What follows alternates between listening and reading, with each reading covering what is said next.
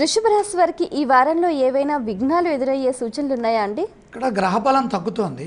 2 గ్రహాలే సహకరిస్తున్నాయి. 5వ రాశిలో సంచారం చేస్తున్నటువంటి కన్యా బృహస్పతి యోగంతో పాటు రాజ్యంలో ఉన్నటువంటి కేతు యోగం. పట్టుదలతో కార్యాలు పూర్తి చేసుకోవాలి. ఒత్తిడి లేకుండా ఓర్పుతో పనిచేస్తే అప్పుడు తక్షణ విజయం సిద్ధిస్తుంది. మాట పట్టింపులకు పోరాదు. ఆధ్యాత్మికంగా ఎదగాలి. ఆధ్యాత్మికంగా అనుకూలమైన కాలం. నిదానంగా ఆలోచించండి. ఒత్తిళ్లు అధికమవుతాయి. ఆశించిన ఫలితం దగ్గర దాకా వచ్చి చేజారే ప్రమాదం కూడా కనపడుతుంది. శ్రద్ధ వహించండి. మిత్రుల సూచనలు ఉపకరిస్తాయి. అందరినీ నమ్మకుండా జాగ్రత్తగా మనవారెవరో పరాయి వారెవరో తెలుసుకొని ప్రవర్తించండి.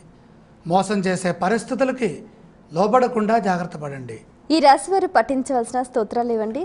ఇక్కడ ఇష్టదైవాన్ని స్మరించాలి. ఆరాధ్య దైవాన్ని మనసారా భక్తి శ్రద్ధలతో ప్రార్థన చేయాలి.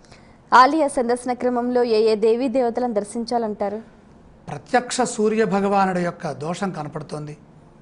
అష్టమ రాశిలో రవిగ్రహ సంచారం ప్రబలంగా కనపడుతోంది కాబట్టి రవిప్రీతిగా ప్రత్యక్ష సూర్య భగవానుడి సందర్శనం చేయండి. ఈ రాశి వారు చేయవలసిన దానాలు ఇవ్వండి.